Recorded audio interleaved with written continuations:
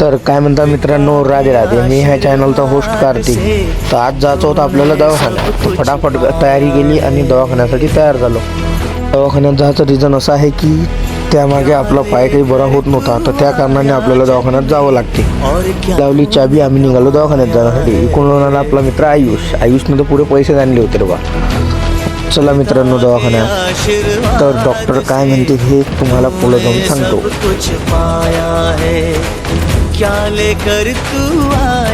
आपण आलो आता अमरावतीत आल्याबरोबर आपण दवाखाना पाहत होतो. दवाखाना काही आपल्याला भेटत नव्हता.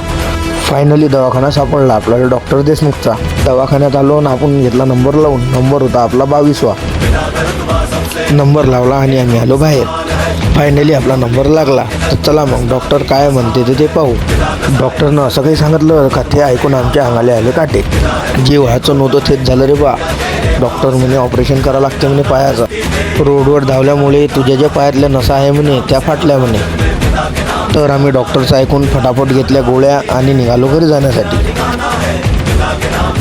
आयुष म्हणे चाल कार्तिक आपल्याला घ्यायची आहे म्हणे चप्पल. मी म्हटलं चाल मग. तर आम्ही आलो चप्पलच्या दुकानात. तर आयुषला काही चप्पल होत नव्हती, तर आयुषला पाहिजे होता 12 नंबर. आयुषच्या चप्पलसाठी पुरं मार्केट घुमा लागलं तरी आयुषला चप्पल काही मिळाली नाही. तर आता आलो आम्ही SBI बँकमध्ये, कारण की आपल्या गोळ्या झाल्या होत्या 3000च्या. तर आपल्यापाशी काही पैसे उरले नव्हते. तर आयुष म्हणे चाल आपण बँकेतून येऊ, 2-3 हजार काढून घेऊ म्हणे. तर सर्व लोकांना वाटत असेल की याचा टोंगळा काही बरा होत नाही आहे, तर याची वेट लॉस जर्नी बंद आहे. तर आपली वेट लॉस जर्नी बंद नाही आहे. आपला डाएट प्लॅन चालू आहे आणि वर्कआउट पण चालू आहे. फक्त जे जिम वगैरे होते आपले हेवी वर्कआउट ते बंद आहे.